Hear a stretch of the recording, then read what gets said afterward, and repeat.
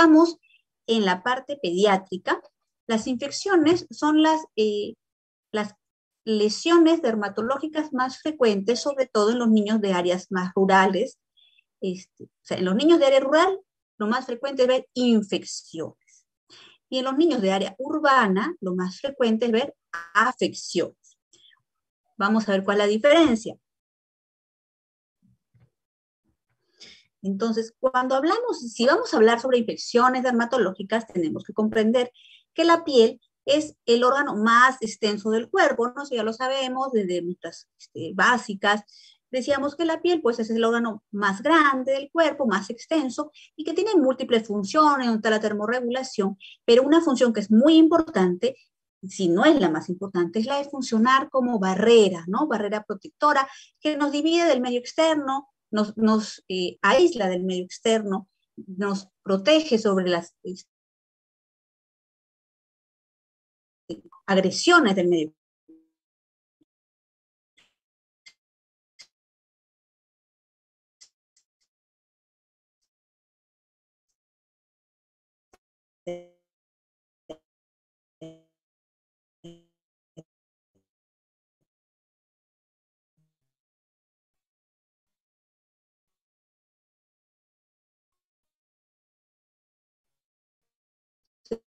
Tiene una función importante la piel. El pétigo, la foliculitis, el absceso, la erisipela, la celulitis, y la última son las infecciones causadas por hongos, que donde están todas las micosis superficiales, ¿no? Las dermatofitosis, las candidiasis, las pitiriasis alba. Entonces, vamos a ver, o sea, es muy importante que la piel mantenga esa integridad. Es un órgano, como dije, indispensable para mantener esta homeostasis corporal, ¿no? Protegernos de la agresión de estos parásitos, bacterias y hongos. Es importante que esta piel esté íntegra, ¿no? Su integridad es la que nos va a proteger de estas agresiones. Entonces, vamos a empezar con las infecciones causadas por parásitos, ¿no? Dijimos que eran dos las más importantes, la escabiosis y la pediculosis. Entonces, la escabiosis es una enfermedad bastante conocida, también llamada la sarna, ¿no? La sarna, la escabiosis, y es una o acarosis, es una de las infecciones parasitarias más conocidas porque también es cosmopolita. O sea, la vamos a encontrar en todo el mundo, en todos los países del mundo. También es conocida como sarna o como acarosis y es una ectoparasitosis cutánea. O sea, ¿dónde va a infectar? En la superficie de la piel, ahí se va a meter, ahí ve el ácaro como está ingresando, y el causante no es cualquier ácaro, es el Sarcoptes scabiei, de la variedad hominis de clase aranida, pero es la hembra del Sarcoptes la que va a ser la causante de la escabiosis o la acarosis o la sarna. Es la hembra que es de mayor tamaño que el macho. Ahí vamos a ver cómo la hembra va a ingresar a la piel, va a hacer estos surcos en la piel donde va a poner sus huevos, ¿no? Y ahí los huevos después sale la larva crece en ninfa, después ese adulto y pone más huevos. Ahí es. Entonces, ¿quién es la causante? Y esa pregunta de examen. El causante de la carosis es la hembra de Sarcoptes scabiei. Y el contagio, perdón, es por contacto directo con individuos afectados. El contacto estrecho, piel-piel, entre una persona sana con una persona infectada. Se dice que también puede haber por contacto indirecto, pero pero es de menor riesgo y generalmente por contacto con fumites. Me refiero a las sábanas, las ropas de cama. O sea, no es que porque rocé el polo de la persona con acarosis, no tanto es así, sino es el contacto directo por ejemplo, sus sábanas, y que duerme en la misma cama, ¿no? Es el contacto directo con el fomite. ¿Cuáles son los factores de riesgo para tener escabiosis o acarosis? Vamos a ver que siempre la escabiosis es una enfermedad que se asocia mucho a la condición socioeconómica baja, ¿no? Entonces, a lo que vemos es esto, ¿no? Su condición socioeconómico baja, estos estados de hacinamiento, malos hábitos higiénicos, poco acceso a recursos médicos, a acceso a implementos sanitarios, ¿no? De repente estos niños no tienen agua potable, no tienen agua y desagüe, ustedes lo miran, ¿no? Están todos en una sola casita, miren cuántos hijitos, y serán que son sucios, no es tanto que son sucios, ¿no? A veces les digo, no es que el niño sea sucio o que no lo bañen porque sean sucios, sino que probablemente pues la mamá compra su balde de agua y su balde de agua le cuesta 5 soles y 5 soles para ella es un almuerzo, entonces ese balde de agua pues lo usa para cocinar y no para bañarlos, ¿no? Entonces sí, pues hay malos hábitos higiénicos, y recuerden que si encontramos un niño con acarosis o escabiosis, siempre tiene que haber algún familiar que lo presentó, ¿no? El que lo contagió al niño. Tiene que haber alguien que lo contagie. Y es más frecuente encontrarlos en edades preescolares o escolares. ¿Cómo se manifiesta? El diagnóstico de la acarosis tiene una importante, da una importancia básica a las manifestaciones clínicas, porque el diagnóstico principalmente va a ser clínico. Y el síntoma cardinal es el prurito intenso a predominio nocturno. Acuérdense eso, porque es pregunta de examen. O sea, y es lo que tienen que acordarse. La manifestación cardinal es el prurito intenso a predominio nocturno. O sea, la mamá va a venir y va a decir, doctor, doctora, mi hijo en la noche, cuando está durmiendo, se despierta y no puede parar de rascarse, le pica, no lo deja dormir, se rasca tanto que se lesiona la piel. Entonces es el prurito intenso a predominio nocturno, porque es durante la noche cuando sale la hembra del sarcópteris.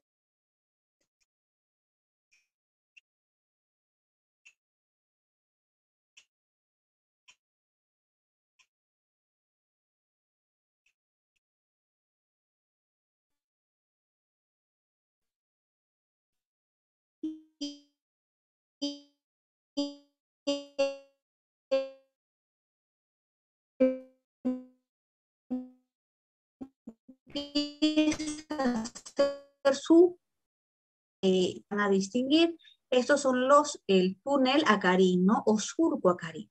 O sea, por encima de la piel, si ustedes son observadores, van a poder observar esto, que es acá se ve en el microscopio, ¿no? Así se ve la piel, como el ácaro, el sarcópteris ha hecho su túnel, ¿no? Donde ha puesto sus huevitos. Eso lo vemos en el microscopio, pero si lo vemos a simple vista, lo que vamos a ver es esto. Este es el túnel acarino o surco acarino.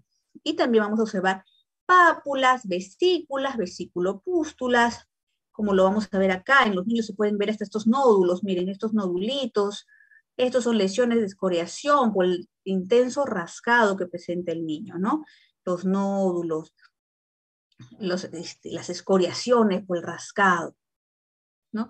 Acá se ven niños pequeños, acá los nódulos, que son acúmulos de sarcópteris, ¿no? Entonces, recordemos que estas lesiones son polimorfas, sí, pero mantienen una distribución simétrica y se suelen ubicar en las áreas, sobre todo de flexuras, en la región periaxilar, en la región interdigital de los deditos, en las palmas, en las plantas, en los niños pequeñitos, en las zonas, sobre todo de pliegues, ¿no? Acá vemos en la zona de los pliegues, entre los deditos, en las ingles, pues generalmente es simétrico. Entonces, cuando ustedes vean un niño que la madre refiere que tiene un prurito intenso, busquen también en la madre. Señora, ¿y usted duerme con él? Es probable que sí. Usted, a ver, en las zonas periareolares, donde más se ubican, o en el abdomen, ¿no? Como se veía acá en el abdomen del niño, ¿no? Una variedad de la escabiosis clásica es la escabiosis nodular. Y lo que vamos a ver es sarna nodular, que eso es lo que se va a observar, son estas pápulas que pueden crecer hasta formar estos nódulos. ¿Ven estos nódulos?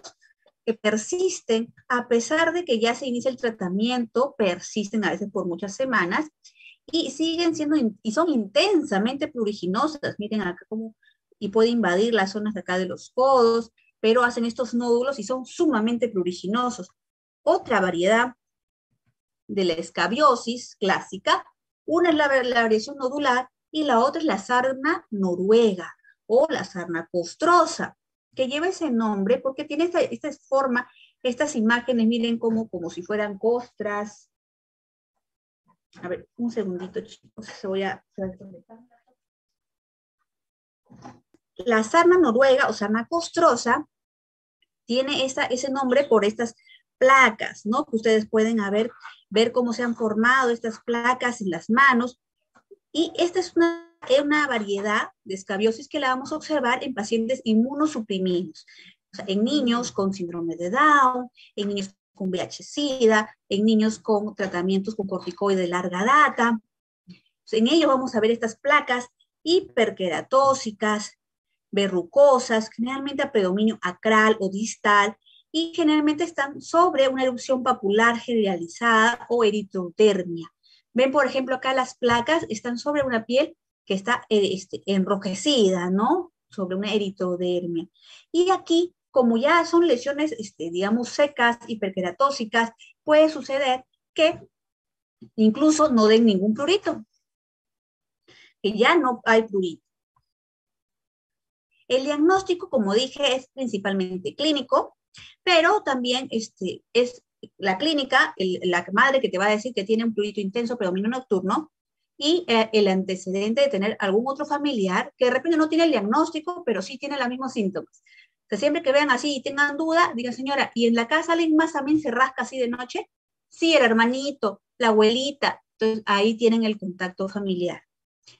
Y también se puede hacer el diagnóstico evidenciando el parásito, ¿no? El diagnóstico definitivo sería con la evidencia del parásito, pero lo hacemos con microscopía aplicando KOH. Pero no es necesario, no es que tenemos que hacerle una biopsia de piel para estar seguros si eso no es escabiosis. Eso podría ser la duda, de repente hacer sumas recaídas, pero el diagnóstico es principalmente clínico. El tratamiento principalmente es de tipo tópico y debe ser simultáneo a todas las personas de la familia, a todos los que viven en la misma casa. Y se debe aplicar sobre toda la piel, a excepción de la cabeza. O sea, se aplica desde el cuello hacia abajo, en toda la piel. ¿Qué aplicamos? Permetrina al 5%, o benzoato de bencilo, o azufre al 5% en vaselina. Lo que más se usa es la permetrina al 5%, que es, digamos, la primera opción, ya que el benzoato de bencilo y el azufre son un poquito fuertes y a veces pueden provocar un poquito de irritación de la piel. Si es que el niño tiene obviamente, sarna costrosa, una sarna noruega, o es un niño inmunosuprimido, o que ya ha recibido tratamientos previos y no lo hemos logrado sanar, lo que podemos usar es la ivermectina. Sí, la ivermectina, la que se usaba para COVID, esa misma. Sí, 2 gotitas por kilo de peso, 0.2 miligramos por kilo, vía oral. Y como tratamiento coadyuvante, acuérdense que lo que más le molesta al niño es el prurito, ¿no? Entonces podemos darle algún antihistamínico tipo clorfenamina, que es de primera generación. Doctora, pero da sueño. Mejor, le va a ayudar a dormir, porque el niño no puede dormir, porque todo el día le pica. Entonces, un antihistamínico, si es de primera generación, mejor, para que le dé un poquito de sueño, ¿no? Y si es que de tanto rascarse ha roto la barrera y se ha metido alguna bacteria y se ha sobreinfectado, podemos dar algún tratamiento antibiótico tópico sistémico. Lo más importante cuando hablamos de acarosis es sobre todo la prevención. ¿Se me escucha bien, chicos, o se está escuchando entrecortado? Sí, se escucha bien, doctor. Ah, ya. Hay un compañero que me dijo que está escuchándose entrecortado, de repente su internet. Entonces, lo más importante cuando hablamos de acarosis es la prevención. Y aquí lo más importante es los hábitos higiénicos, priorizar que sobre todo los niños se bañen más seguido, intentar que sea diario o interdiario, la desinfección periódica de ropas de vestir y de camas. Esto es bien frecuente, a veces seguro, bueno, acá en Chiclayo de repente no tanto, pero que la gente, por ejemplo, en Lima, donde los cambios de clima son más notorios, pues en invierno, en verano, guardan todas sus frazadas, sus colchas, sus sábanas, no sé, sus casacas y las guardan en bolsas, las meten de repente bajo la cama o en algún cuarto, y cuando llega el invierno, las sacan, ¿no? Y se las ponen a veces sin lavar. Esto por eso es importante, porque esa ropa que está guardada, esas sábanas, frazadas, cubrecamas que han estado guardados, pueden estar almacenando ácaros. Entonces es importante la desinfección periódica de ropas de vestir y sobre todo las ropas de cama. El tratamiento, como dije, es para toda la familia, no todos los que viven juntos, sino sano a uno, pero el otro sigue enfermo y lo va a volver a contagiar. Entonces hay que tratar a todo el grupo familiar. La otra infección por parásitos que es mundialmente conocida, que es cosmopolita, igual que la anterior, pero que sí, esta la podemos ver en todos los estratos sociales, es la pediculosis. La pediculosis, o los piojos, como lo que ustedes suelen llamar, más fácil, es la infestación producida por el pedículos humano de la variedad capitis. Entonces ahí vamos a ver a nuestro amigo el piojo, ¿no? Ahí todo su ciclo, ¿no? Desde la liendre, ninfa, segunda ninfa, tercera ninfa, que aparece el macho, la hembra, que son el macho y la hembra, ambos, los que van a infestar la cabeza del niño, ¿no? Y el contagio es por contacto directo cabeza a cabeza, ¿no? El contacto de cabeza a cabeza y también puede ser por objetos contaminados, como pueden ser toallas de cabello, o pueden ser peines o cepillos. La manifestación cardinal, tan semejante como en escabiosis, es el prurito intenso, ¿no? En la cabeza, prurito intenso, es un síntoma fundamental y sobre todo el prurito es más intenso en la zona occipital, ¿no? Entonces ahí vamos a ver que sobre todo es ahí donde el piojo tiene una predilección por ubicarse, ¿no? Y lo que vamos a observar son estos, ¿no? Numerosas liendres adheridas al tallo piloso, y pueden haber también lesiones tipo papulares, eritematosas, que se pueden acompañar, que son una reacción alérgica de la zona a la picadura del piojo, ¿no? Vemos estas pápulas y pueden estar rodeados de escoriaciones, de rascado, ¿no? Por rascado intenso. También en algunos casos se pueden observar adenopatías cervicales incluso dolorosas, ¿no? Por la misma reacción alérgica. El tratamiento, tan semejante como en escabiosis, es la permetrina, la primera opción. También se puede usar benzoato de bencilo, butóxido piperonilo, y el tratamiento para casos de sumas recaídas o de tratamientos en que ha habido intentos fallidos de tratamiento, se puede usar también la ivermectina. Sí, esa ivermectina que usaban para el COVID probablemente no cura el COVID, pero sí esperemos que haya curado de la pediculosis a todo el mundo. Entonces, de repente no vemos a nuestros amigos los piojos en mucho tiempo. Esperemos que sea así. Lo otro es usar medidas generales de prevención, como son estos peines, bueno, todos lo conocen y le dicen el peine patrullero, aunque el verdadero peine patrullero debería ser así, de metal, ¿no? De metal para extracción de piojos y liendres. No que usamos nosotros el de plastiquito, pero el más usado es el de metal. Ahora, ya vimos la parte de las infecciones parasitarias. Ahora vamos a ver las infecciones por piodermitis o infecciones por bacterias. Y aquí vamos a ver las dos principales bacterias o gérmenes piógenos involucrados son el estreptococo y el estafilococo. Ellos son los más importantes. Vamos a ver que de ellos a la cabeza, la infección más frecuente, y si ustedes han sido observadores, de repente ustedes se han ido alguna vez a hacer labor social a los asentamientos humanos, han sido observadores a los niños que están vendiendo caramelitos, el impétigo contagioso es bastante frecuente. De las piodermitis es la infección cutánea superficial más frecuente. Recuerden esa porque sí pregunta también de examen. El impétigo contagioso es la infección cutánea más frecuente, la piodermitis más frecuente, y constituye más del 70% de casos de piodermitis. Suele tratarse de una infección generalmente por los cocos gram positivos, el estreptococo y el estafilococo. Ese es el causante. Y la lesión característica es esta lesiones costrosas, se dicen costras mielicéricas. Son costras amarillas que asemejan la miel, por eso dicen mielicéricas. ¿No? Son costras mielicéricas que generalmente están en zonas periorificiales, o sea, alrededor de la boca, alrededor de las fosas nasales. O sea, están en zonas periorificiales. El 5% son causados por el estreptococo piógenes, que puede producir con el tiempo una glomerulonefritis postestreptocócica. O sea, puede ser una lesión, sí, superficial, pero recuerden que maltratada también a futuro nos puede dar una glomerulonefritis postestreptocócica. O sea, no es tan sencillo, no es tan simple. Y esas son lesiones, el impétigo es impétigo contagioso, como dice su nombre, es muy contagioso, severamente contagioso. Entonces, si el niño se seca con una toalla, yo me seco con la misma, me puedo contagiar. Si el niño se rasca y luego se rasca otra parte del cuerpo, va a sembrar la lesión en diferentes partes del cuerpo. O sea, es muy contagiosa, se contagia en él mismo se puede autocontagiar en diferentes zonas del cuerpo o contagiar al hermanito, la primita, a todo el mundo, porque es sumamente contagioso. Una variedad del impétigo contagioso es el impétigo buloso, y se constituye en menos del 30% de los casos de impétigo, y el causante es el estafilococo aureus por su exotoxina exfoliativa A. Lo que vamos a ver es estas lesiones, tipo bulas, ¿no? Y lo vamos a ver, miren, así como globitos, ¿no? Tipo bulas, que generalmente la vamos a observar en neonatos y niños muy pequeñitos, lactantes de 1 mesecito, 2 mesecitos, muy chiquitos. Puede afectar la cara, el tronco, las nalgas, el perineo, o sea, puede ubicarse en cualquier lugar, a diferencia del impétigo simple, que suele ser periorificial. En el impétigo buloso, lo que observamos es que puede ubicarse en cualquier lugar. Y nos dan estas lesiones tipo vesículas, ¿no? Que revientan, dejando cicatriz.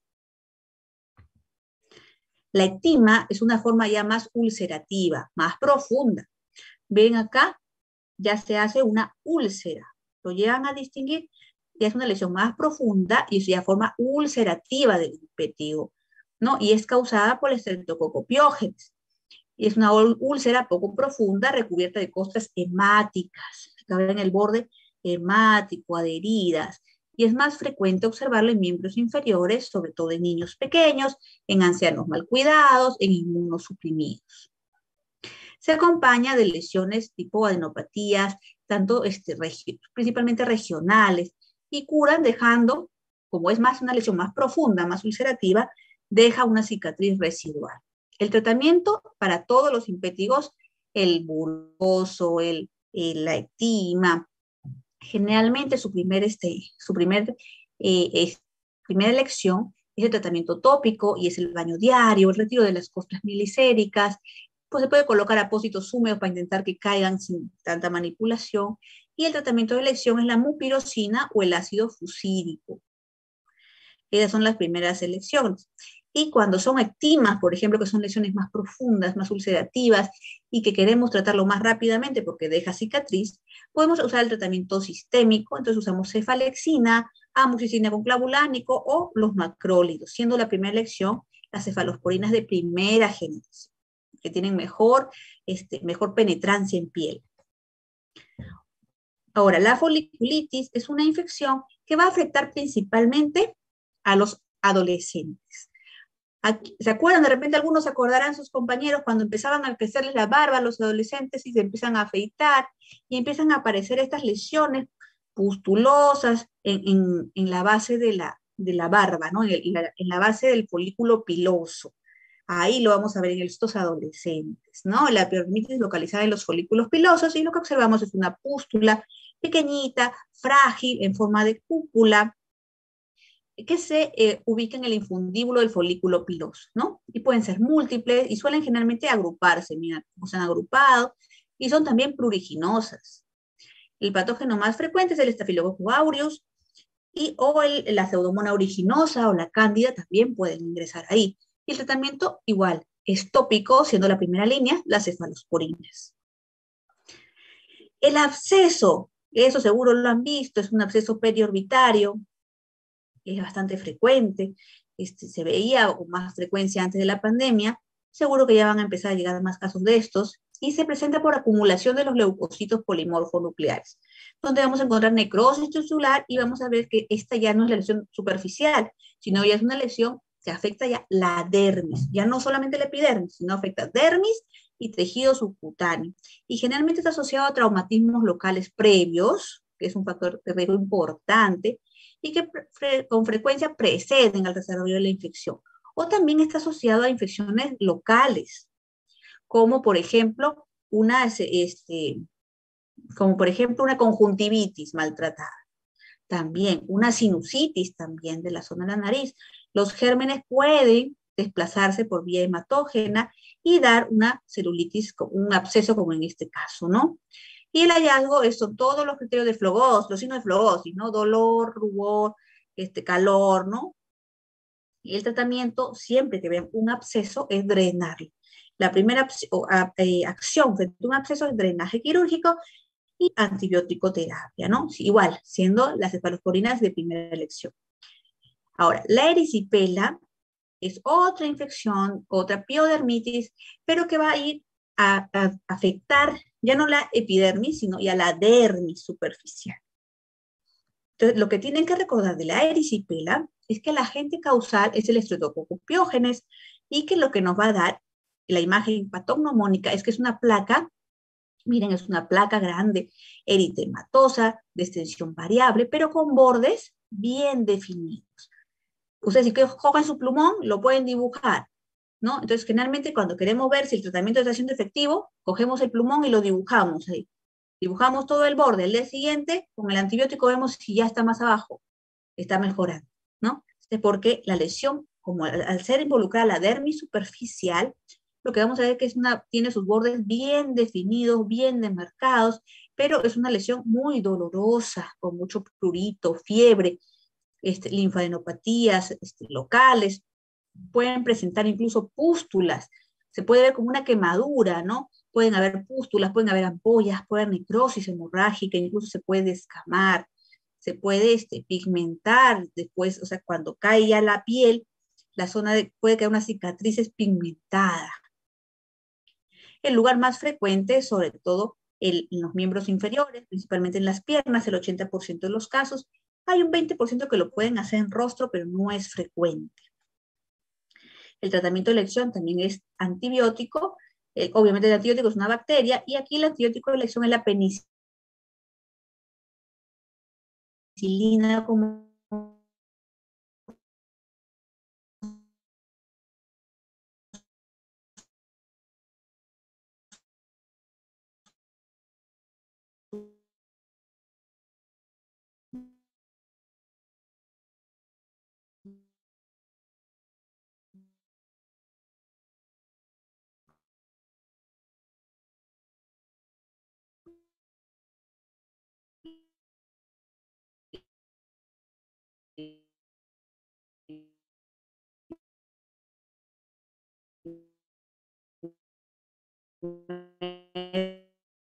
opción, y la segunda opción, las cefalosporinas de primera generación. Interrumpe disponentes que el niño haya tenido de repente un intertrigo, entre una lesión entre los deditos, un intertrigo o infecciones por diferentes gérmenes del tracto respiratorio superior. Por ejemplo, acá vemos, mire, este niñito que puede haber tenido de repente una sinusitis, ¿no? Doctora, Sí, ¿puede repetir el tratamiento de erisipela? Parece que se entrecortó el internet, su internet. en la erisipela, igual que en todas las piodermitis, la primera elección son las penicilinas y en segunda opción las cefalosporinas de primera generación. Muy bien. Okay. Entonces, cuando hablamos de celulitis, como dije, a diferencia de la erisipela, que es que afecta a la dermis superficial, en la celulitis se afecta a la dermis profunda. Y al afectarse la dermis profunda, lo que vamos a ver es que hay un eritema macular confluente de márgenes poco definidos. Ahí está. Cuando ustedes quieren diferenciar entre celulitis y erisipela, ¿cuál es la diferencia? Que en la erisipela los márgenes son definidos, los bordes son así, los pueden, como les decía, hasta dibujar con su plumón. En cambio, en la celulitis, ¿dónde termina? No lo podemos determinar con seguridad. Entonces, tiene márgenes poco definidos, hay edema, hay aumento de temperatura, o sea, todos los signos de flogosis. Rubor, dolor local, dolor, ¿no? Y pueden haber linfadenopatías regionales. El tratamiento, como dije, en los pacientes, cuando el tratamiento en la celulitis generalmente es de tipo hospitalario, ¿no? Generalmente lo que vamos a hacer es hospitalizar al paciente para darle antibiótico de tipo parenteral. Y si no hay respuesta, y ya cuando el paciente empieza a mejorar, la fiebre cae, que hay mejoría clínica, ya podemos rotar algún antibiótico de vía oral. Igual, generalmente los antibióticos el tratamiento es empírico, no sabemos el germen involucrado, pero en la primera generación siempre utilizamos como primera elección las cefalosporinas de primera generación. Entonces ya, Hemos hablado de las infecciones por parásitos, hemos hablado de las infecciones por bacterias, y ahora nos quedan las infecciones por los hongos. Los hongos tenemos principalmente las micosis superficiales, que son aquellas infecciones producidas por hongos que invaden los tejidos queratinizados, principalmente la piel y las faneras, el cabello, por ejemplo, el cuero cabelludo. A la cabeza, las infecciones, a la cabeza tenemos los dermatofitosis. Dermatofitos son aquellos hongos que atacan el tejido queratinizado, la piel queratinizada, ¿no es cierto? Pues los dermatofitos son un grupo de hongos filamentosos con capacidad de invadir y multiplicarse en tejido, como dije, queratinizado. Es un subgrupo de los hongos. Y acá tenemos los dermatofitos más frecuentes son de 3 géneros. El Microsporidium, el Tricofitón y el Lipidermofitón. Son los hongos más frecuentes, los dermatofitos más frecuentes, y son de distribución mundial. Igual, los encontramos en cualquier parte del mundo, y la infección se produce por el contacto y la posterior adherencia del hongo a la piel. De las dermatofitosis, una de las más frecuentes es la tiña corporis. La tiña corporis es la tiña o la infección micótica de la piel que afecta principalmente el tronco y los miembros, excepto, suele respetar, palmas, plantas y las ingles. Y ustedes pueden verlo, miren, son placas eritematosas con un centro, miren, si se dan cuenta, más clarito, un borde escamoso, sobrelevado, bien circunscrito, igual que como en la erisipela, ¿no? Hay bien un borde escamoso, definido, sobrelevado, es una lesión pruriginosa, pueden haber a veces vesículas o pústulas de forma arciforme o sin nada, y que es muy pruriginoso. El agente etiológico más frecuente es el Microsporidium canis, y es más frecuente sobre todo en niños. La tiña cruris, doctora, esa tiña cruris no hay en niños. No, sí, hay en niños y generalmente es en adolescentes. La tiña cruris consiste en la infección por dermatofitos, pero en la región inguinal o región púbica, y es más frecuente sobre todo en varones postpuberales. Y esto lo vamos a ver bastante en los niños, por ejemplo, los varoncitos, que son gorditos también, que son más gorditos y que suelen transpirar mucho en esta zona, ¿no? Este es más frecuente en varones postpuberales, sobre todo que tienen algún grado de obesidad, o porque también los varoncitos pues suelen ser más activos, están jugando fútbol, entonces eso hace que transpira esta zona, ¿no?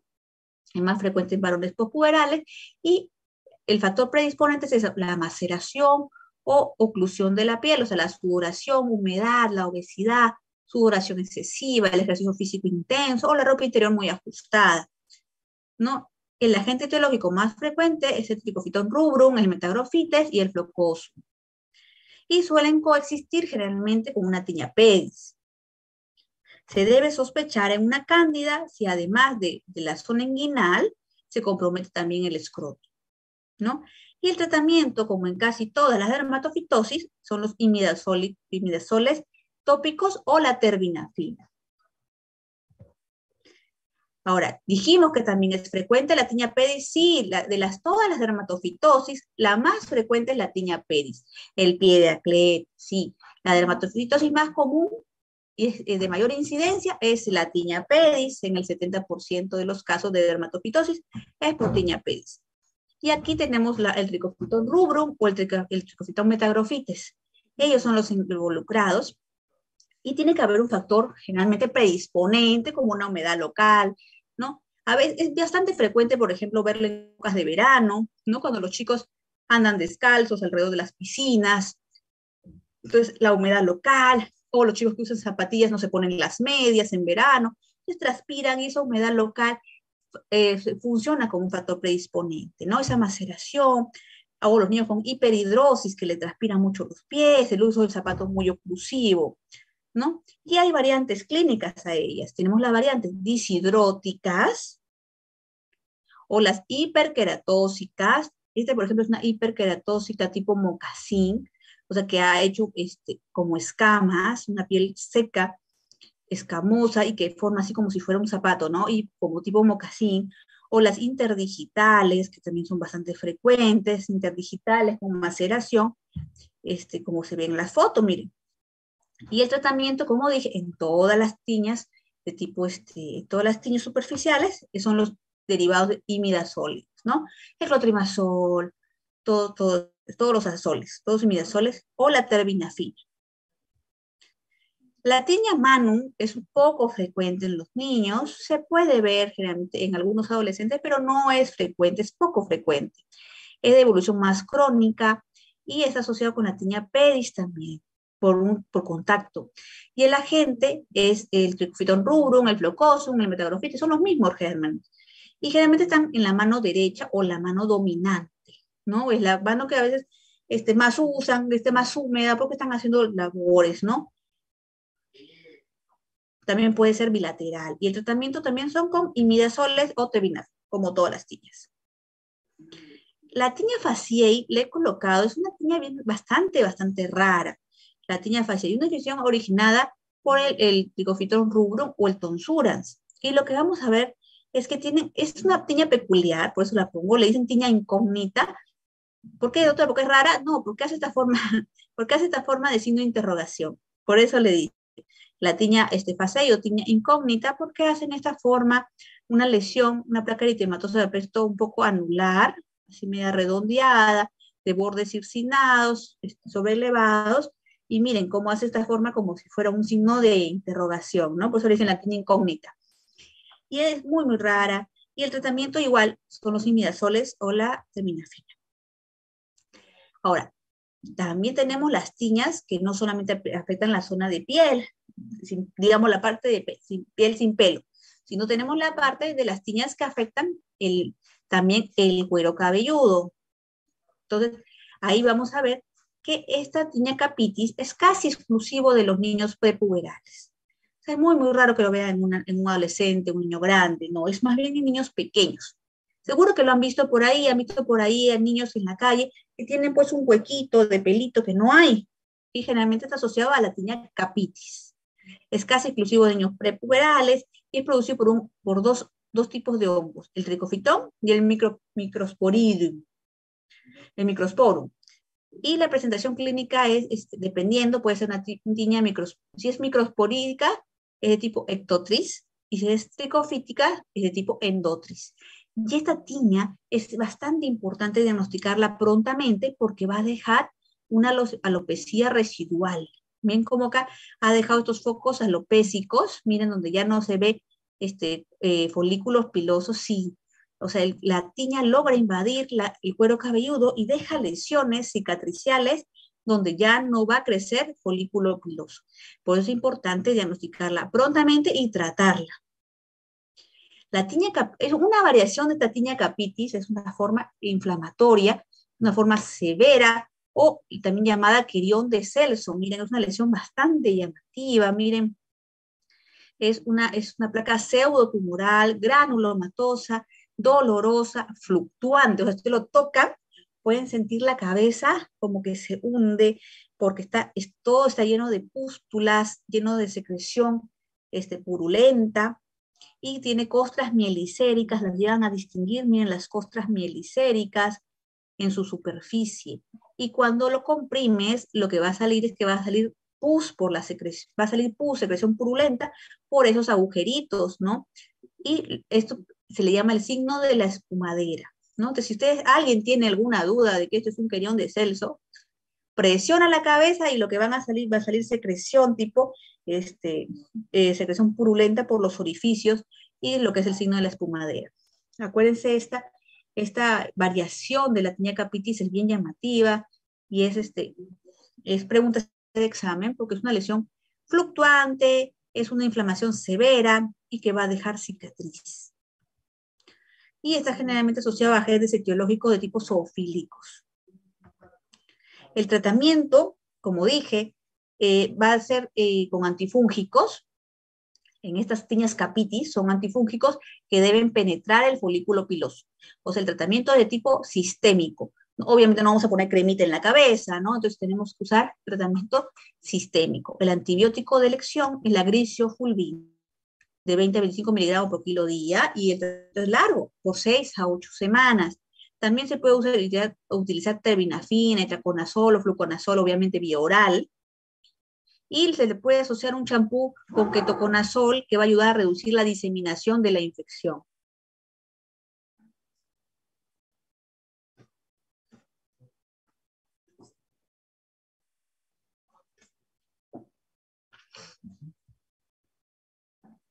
Y en el caso del querión de Celso, como dije, es una micosis sumamente inflamatoria. Como es una micosis con una inflamación importante, podemos asociar prednisona en dosis de 0,5 a 1 miligramo por kilo día para intentar por 7 a 10 días para reducir sobre todo el dolor y la inflamación local. Ahora, ya hemos visto las dermatitis, las tiñas de la piel, las tiñas corpóreas, digámoslo así, la mano, la de la cara, el pie.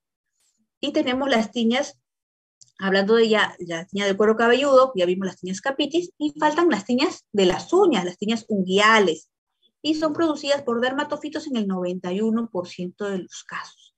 Ahí tenemos al Trichofiton rubrum, al Metagrofites, y hay diferentes variantes, desde las distales, como estas de acá, las distales subunguiales y distróficas, que es la más común, o sea que empieza en la zona más distal de la uña, como las proximales, subunguiales, que son más raras y se ven generalmente en pacientes inmunosuprimidos, como en los pacientes con VIH-Sida, o la blanca superficial, como la metagrofitis, que dan estas imágenes, miren, como copos en toda la uña. La tiña unguial se trata con antifúngicos igual, sistémicos. A veces están echándose cremitas, esmaltes, ya, el tratamiento es principalmente sistémico. Las candidiasis, entonces ya hablamos de los dermatofitos, ¿no? Ya hablamos de los dermatofitos y ahora vamos a hablar de las cándidas. Las cándidas son infecciones por organismos pertenecientes al género de la cándida, ¿no? De la cual la cándida albicans es la más frecuente. Y este microorganismo, la cándida, es parte de la flora normal. O sea, vive con nosotros, vive en la boca, en el tracto gastrointestinal, en los genitales, vive ahí. Es parte de nuestra flora normal, pero produce la infección cuando se compromete la barrera epitelial. O sea, está viviendo ahí, sobre nuestra piel, sobre nuestras mucosas, pero si es que hay algo que irrumpe o daña esa barrera, se va a manifestar la enfermedad. Tienen que haber, obviamente, factores de riesgo para que se presente, que provoquen ese sobrecrecimiento o invasión de la piel y las mucosas, como puede ser una disfunción endocrina, por ejemplo, un niño con diabetes mal controlado, o con hipotiroidismo, o un niño que esté usando antibióticos de larga data, por ejemplo, los bebitos, es bastante frecuente, hay bebitos que se hospitalizan a veces por sepsis y se le da 1 ciclo, 2 ciclos con MER o con banco. Que veamos esto, ¿no? Muget, por el tratamiento antibiótico de amplio espectro que se usa. Enfermedades genéticas también que pueden ser debilitantes o que inmunosuprimen, la inmunosupresión como en el VIH-Sida, o la desnutrición, o también puede ser la maceración o la misma obesidad. La dermatitis o candidiasis de pañal es bastante frecuente en los bebés, y lo que vamos a ver son estos, ustedes no sé si distinguen, son placas eritematosas, brillantes, con máculas, con pápulas satélites, acá pueden ver así, sus pápulas satélites por acá, ven acá, o sea, es una placa sobre todo brillante, lustrosa, que puede tener sus máculas y pápulas satélites, y generalmente van a comprometer la zona de los pliegues, ¿no? Acá vemos las zonas inguinales. Y vamos a observar estas pequeñas zonas donde la piel se sobreleva o se pone más gruesa, que le llamamos como zonas de collaretes, ¿no? La paroniquia es bastante infrecuente en niños, es bastante infrecuente y se asocia generalmente con onicomicosis, ¿no? Pero es por cándida, acá es la causante, es la cándida. Se caracteriza por un eritema y edema y dolor del reborde unguial, proximal o lateral. Entonces acá lo que vamos a ver primero es que aparece el dedito, ¿no? Que se inflama toda esta zona subunguial, y posteriormente vamos a ver la lesión ya en la uña, provocando despegamiento de la cutícula de la lámina y en ocasiones secreción purulenta por debajo de la uña. Vamos a ver que la lámina unguial se empieza a engrosar y va a empezar a adquirir un color blanquecino, incluso verdoso o negruzco. Entonces acá vemos que la primera lesión es alrededor, sobre todo de la base de subunguial, ¿no? Y es más frecuente sobre todo en las uñas de la mano, obviamente, y es asociado a humedad crónica. ¿Como quién, doctora? Como, por ejemplo, no sé si ustedes son observadores, de repente lo van a observar en las señoras que venden los jugos de naranja, que no vuelven a tomar jugo de naranja. Ellas tienen estas lesiones, pero todo el día están mojándose las manos, exprimiendo las naranjas, lavando los vasos. Si ustedes son observadores, en ellas podrán observar estas lesiones con paroniquia crónica, porque están en zonas donde están en constante humedad. También lo presentan las señoras que lavan la ropa, por ejemplo, que se dedican a lavar ropa. Otro tipo de micosis es la pityriasis versicolor, que es una infección de distribución mundial, que es muy común y usualmente recurrente. O sea, lo más importante de la pityriasis versicolor es sobre todo que es recurrente, ¿no? Es producido por un hongo que es lipofílico, dismorfo, y se le llama el Malassezia furfur. El Malassezia furfur es el causante de la pityriasis versicolor. También es miembro de la flora normal de la cabeza del tronco y no es un hongo saprofítico, o sea, no existe contagio. Vive en nosotros. Y lo que va a dar son estas lesiones que son bien patognomónicas, generalmente en la zona del tronco, de la espalda. Acá vamos a ver esto, ¿no? Y son máculas hipo o hiperpigmentadas, o sea, pueden ser máculas blanquitas, ¿no? Máculas blanquitas, rosaditas, o estas máculas más amarronadas, y que tienen una descamación finita. Si tenemos duda, pasamos la uña sobre la mácula y vamos a ver que sí hay una pequeña descamación. Cuando hay dudas, hablamos del signo de la uñada. Nuestra uña raspamos la lesión y vemos si sale una especie de descamación. Entonces, y son lesiones muy pruriginosas, que generalmente afectan la zona del tronco, cuello, espaldas y hombros. Doctora, eso yo creo que lo he visto. Sí, es bien frecuente, sobre todo en las chicas, en las mujeres, que, por ejemplo, se bañan, se dejan el cabello mojado y le dejan el cabello mojado ahí en toda la espalda, ¿no? Entonces, después vemos su blusa toda mojada a su espalda y en esa zona de humedad aparece la pityriasis versicolor. También en los varones, ¿no? Están jugando fútbol y están con su polo todo mojado a la espalda y se van con su polo toda la tarde, está con su mismo polo mojado en la espalda, por eso que en la Malassezia furfur tiene esa especial predilección por la zona del tronco, sobre todo en la espalda. El diagnóstico es clínico, eminentemente clínico, por la lesión patognomónica con signo de la uñada. También se puede hacer un examen micológico directo, ¿no? Y vemos las pseudohifas, las levaduras. El tratamiento es igual que en las dermatofitosis, es con imidazoles tópicos. Y en las formas generalizadas o resistentes, podemos usar también el fluconazol o itraconazol tópico. Esta pityriasis versicolor es fastidiosa porque suelen haber múltiples recaídas. Ahora, como plus, me han pedido que les hable un poquito de las lesiones dermatológicas en COVID. Y vamos a ver que si es verdad que el SARS-CoV-2 en los niños en la primera ola se presentaba de una forma muy larvada. O sea, los niños pues no presentaban generalmente eran asintomáticos, muy pocos tenían un poquito de fiebre, un poquito de tosecita, la forma era más larvada. Sí se empezaron a reportar casos de lesiones dérmicas, sobre todo a nivel acral, distal, y se presentaban, se empezó a observar en los niños, ¿no? El niño venía de repente con un cuadro respiratorio, pero poco llamativo, pero sí tenía lesiones acrales, ¿no? Lesiones dérmicas. Y generalmente se hablaba de una acroisquémica purpúrica en los pulpejos de los dedos, ¿no? Principalmente los piecitos. Y se empezó a describir, y se les sacaba la prueba a estos niños con estas lesiones purpúricas o acroisquémicas, y se demostraba que tenían COVID. O sea, ahí vemos la lesión, ¿no? Que se empezaron a describir en varias partes del mundo, estas lesiones acroisquémicas, purpúricas, ¿no? Entonces, empezaron a haber reportes donde constataban que incluso hasta un 20% de los niños que tenían COVID presentaban estas manifestaciones cutáneas asociadas, ¿no? Y era la primera evidencia de manifestaciones en la piel, que era raro, ¿no? Decían, estos niños no vienen por la tosecita, no vienen por el resfrío, sino que la mamá había notado esta lesión purpúrica. Le hacían la prueba de COVID y sí, pues tenían COVID. Entonces era de repente lo único que manifestaban.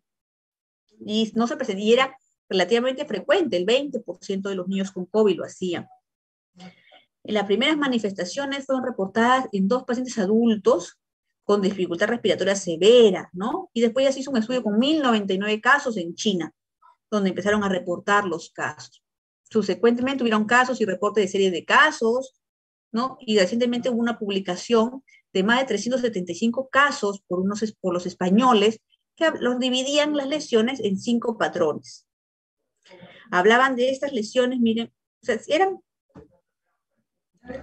las más frecuentes eran las manifestaciones dermatológicas tipo pseudo-sabañón, así lo describí, era una de los tipos de lesiones, no era la más frecuente, pero sí era una de los tipos de lesiones que ellos describían, las lesiones de pseudo-sabañón, y las observan en el 19% de los pacientes con manifestaciones dermatológicas. Y lo que observaban eran máculas, placas, nódulos rojos, lacios en áreas sobre todo acrales de manos y pies. Entonces ahí lo vamos a ver, miren estas lesiones, tipo, miren, así pueden ser así como estas, de tipo violáceas, tipo acroisquémicas, o como estas, tipo máculas, tipo máculas, o así, tipo pápulas, ¿no? De aspecto de eritema multiforme, incluso hablaban de tipo eritema multiforme like. Acá las ven, miren, la manito. O sea, no eran lesiones tan llamativas, sino a veces podían pasar hasta desapercibidas, pero generalmente eran zonas más distales, tipo máculas, pápulas, de tipo eritematosas o violáceas. Hay otro tipo de lesión que es la tipo varicela-like. Varicela-like, me suena, ¿no? Sí, como una varicela. Se manifestaba como una varicela, lesiones así tipo máculas, pápulas, vesículas, pero más aisladas, más esparcidas, ¿no? Que podían dar ese tipo de confusión, que se asemejaban mucho a la varicela, pero no eran tan pruriginosas como la varicela, ni tan llamativas, ¿no? Miren a la niñita, por ejemplo, acá en la mejilla, ¿no? El pequeñito, que también dejan cicatriz. Otras eran las lesiones tipo urticarianas, o sea, otras lesiones que podían dar la imagen de lesiones tipo urticaria. Entonces ustedes ven ahí el cuerpito del niño y son lesiones también de tipo, tipo eritemas, tipo abones, como en este caso de aquí, o así, que se pueden distribuir tanto en tronco, en miembros superiores, inferiores, o sea, en cualquier parte del cuerpo. Y las más frecuentes eran las erupciones maculopapulares. Las lesiones maculopapulares que se describen también lesiones tipo pitiriasis rosa, así como esta pitiriasis rosada-like, ¿no? Pueden ver así de tipo puntiforme, purpúricas, en grandes áreas, pápulas pseudovesiculares, en extremidades, o asemejando lo que es una erisipela-like.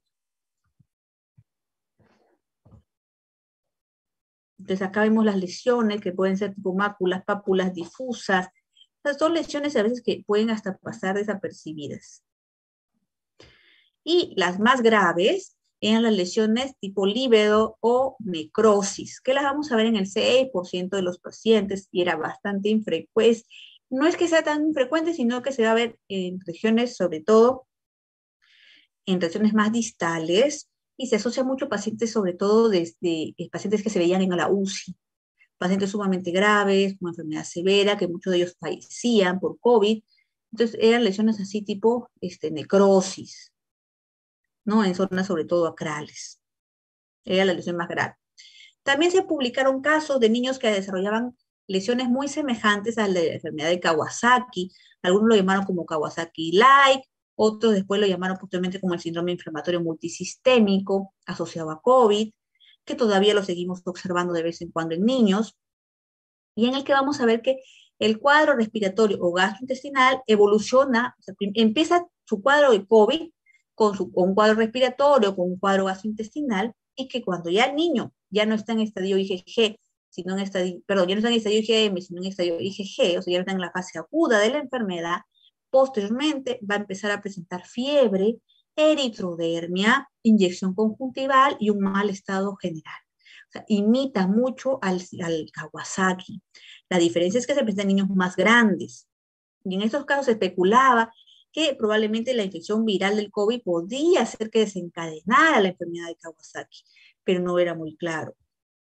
Este, por ejemplo, es un niño que recibimos, el primer niño que recibimos con síndrome inflamatorio multisistémico o con Kawasaki-like o Kawasaki asociado a, a COVID. Fue el primer niño que recibimos en el hospital regional y ahí pueden ver esta lesión patognomónica que se asemeja mucho a lo que se ve en el Kawasaki, ¿no? Esta mácula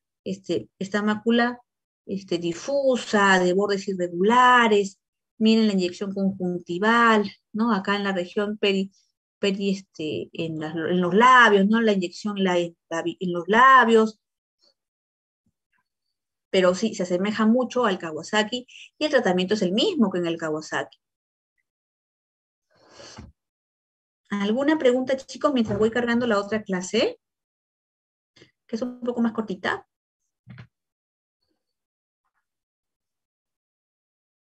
Que las infecciones eran más frecuentes en las zonas rurales y las afecciones más bien son más frecuentes en las zonas urbanas. A la cabeza, la más frecuente es la dermatitis atópica. Es una enfermedad inflamatoria crónica, recurrente, sumamente prevalente en la infancia, muy frecuente. Vamos a ver que el 20% de los niños a nivel mundial presentarán un cuadro de dermatitis atópica y que de estos niños, del 20% de niños, el 1 o 2% llegará a ser un adulto con dermatitis atópica también. Se presenta en todas las razas y es de mayor incidencia en zonas, como dije, urbanas, ¿no? Y más en los países, sobre todo, desarrollados. El 70-80% tienen antecedentes familiares o personales de enfermedades atópicas. O sea, la mamá tiene rinitis, el papá tiene asma, o el papá también tuvo dermatitis atópica. O sea, es bastante frecuente el antecedente familiar, entre 70-80%. Y el 80% de los niños con dermatitis atópica desarrollarán asma o rinitis alérgica. O sea, desarrollarán lo que nosotros llamamos la marcha atópica.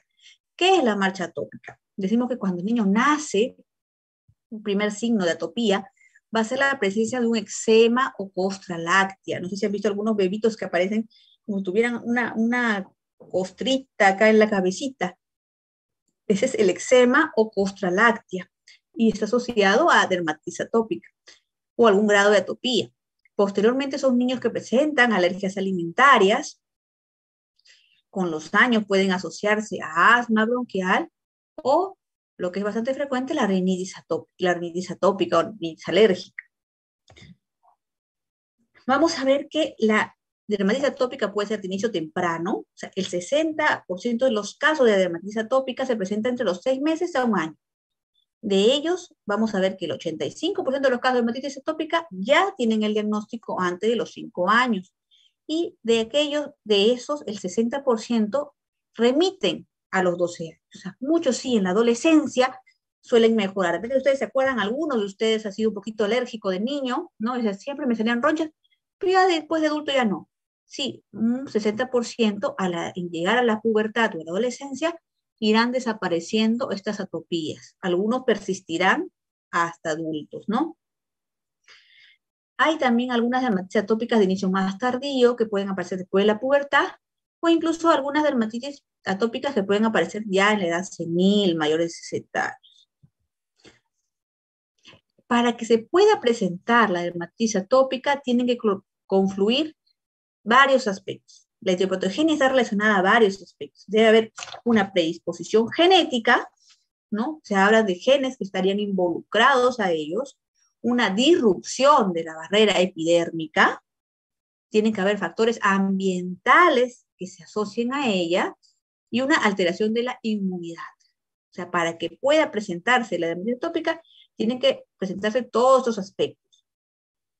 Una predisposición genética, una disfunción de la barrera epidérmica, tiene que haber factores ambientales predisponentes, o sea, un alergeno en el ambiente, y tiene que haber alteración de la inmunidad. Como dije, una parte importante es la alteración de la barrera epidérmica. La barrera se afecta. Entonces, ¿qué vamos a ver? Que puede haber un defecto en el estrato córneo principalmente, que los corneocitos son alterados, ¿no? Acá vemos la barrera epidérmica y vemos cómo los corneocitos, que son como si fueran ladrillitos, han ha habido una alteración en ellos, hay un déficit, una alteración de los lípidos cutáneos, una alteración en los lípidos cutáneos que van a alterar esa barrera epidérmica.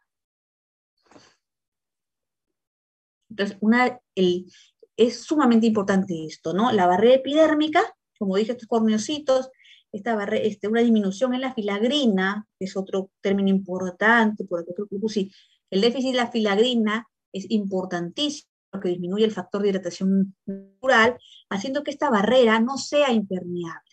O sea, hay un defecto en esta barrera, lo que va a hacer que hay una predisposición a que pueda ingresar cualquier bacteria, cualquier alergeno, el ácaro, predispone. Esta alteración de la barrera epidérmica va a predisponer al ingreso de cualquier germen.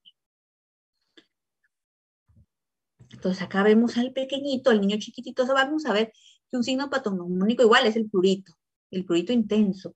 Vamos a ver que son niños con prurito intenso desde edades muy pequeñitas. Mira cómo se lastima su cuellito, miren cómo se ha hecho lesiones de tanto rascarse a cualquier hora, a diferencia de las escabiosis, ¿no? El diagnóstico de la dermatitis atópica es básicamente clínico. Entonces, acuérdense, no hay examen que nos permita diagnosticar dermatitis atópica. El diagnóstico es eminentemente clínico. Entonces, esa pregunta de examen. El diagnóstico de dermatitis atópica es básicamente clínico. Como es difícil el diagnóstico, se crearon diferentes criterios y en 1980, Hanifin y Raska dieron los criterios. ¿Cuáles son los criterios para diagnosticar dermatitis atópica? Eso también es importante. Se publicó en la revista del 2003 y hablaban de criterios mayores y criterios menores. Entre criterios mayores, uno fundamental era el prurito. O sea, tiene que haber prurito. ¿Qué más tiene que haber? Tienen que haber lesiones de morfología y distribución patognomónica, que ahorita las voy a mostrar. Tiene que haber un curso crónico. O sea, no es que el primer episodio, no, es recurrente, es una enfermedad crónica, recurrente, que reaparece, que tiene episodios en que se exacerba y episodios que se calma. Entonces, tenemos que ver prurito, las lesiones patognomónicas que ahorita les voy a mostrar, y que tiene que ser de curso crónico y recurrente. Y que tiene que haber historia familiar o algún familiar con atopía, o sea, la mamá, el papá, que sean atópicos. En los criterios menores, decíamos, tiene que haber 4 criterios menores, por lo menos. ¿Cuáles son los criterios menores? Los más frecuentes son los que están marcados con rayita, los que están subrayados. Está la cerosis, que es la piel seca, ¿no? Lo que normalmente llamamos piel seca, cerosis. La queratosis pilaris, que es la queratosis pilaris, esa piel que ustedes ven en algunos niños en la parte posterior del brazo, que se ve como una piel de gallina, esa queratosis pilaris, ¿no? El pliegue de Denny Morgan, que ahorita se los voy a mostrar, que es ese surco debajo del ojito, o el oscurecimiento infraorbitario. La pitiriasis alba, que son esas lesiones blanquecinas. Ustedes han visto de repente los niños que están en las zonas de los asentamientos humanos, que ellos tienen estas, ustedes dicen, no, debe ser por el sol, debe ser hongo. Ya, no es un hongo, es una zona se llama pitiriasis alba, es una zona de sequedad de la piel y se ve como una mancha blanca, ¿no? Ellas son las más frecuentes. Por acá les he puesto unas fotos. Las lesiones patognomónicas de la dermatitis atópica depende del estadio que está. En la dermatitis aguda, dermatitis atópica aguda, lo que vamos a ver que son lesiones tipo eritematosas de tipo más exudativas, lesiones húmedas, ¿no? Miren cómo afecta principalmente en los niños pequeños, va a afectar el rostro, la cara, pero va a respetar el triángulo nasogeniano. Miren cómo ha afectado la carita, pero respeta el triángulo nasogeniano. Y en su fase aguda, son lesiones exudativas húmedas. Ya en las lesiones ya subaguda, no en el primer episodio, sino en las siguientes lesiones, vamos a ver que son lesiones ya más tipo secas, descamativas, generalmente en zonas de flexuras, entonces en los antebrazos generalmente, o las regiones popliteas. Y ya las lesiones más crónicas, lo que vamos a ver es que se forman tipo placas, ¿no? Ya placas liquenificadas con acentuación de las líneas de la piel. Entonces, por ejemplo, acá vamos la dermatitis atópica del lactante. En la dermatitis atópica del lactante es sumamente patognomónico ver esto, cómo se afecta sobre todo las zonas malares. ¿Sí? Las zonas malares a nivel bilateral, pero que siempre respetan el triángulo nasogeniano o la zona centrofacial. Miren, ¿ven? Eso seguro que lo han visto. Eso se ve bastante frecuente con los niños atópicos. A veces las mamás les ponen su polar su chompita de polar, su polito de polar, y así le sale, ¿no? Sus chapitas, ¿no? Como chapitas, pero no son chapitas, son dermatitis, son lesiones pruriginosas, eritematosas, tipo máculas, tipo placas, que se van a formar en las regiones malares, respetando la región centrofacial. Acá ven otra, miren, ven la lesión en región malar bilateral que respeta la región centrofacial. Acá hay otra, miren, una placa ya, más liquenificada. ¿Ven? Respetando siempre la zona centrofacial.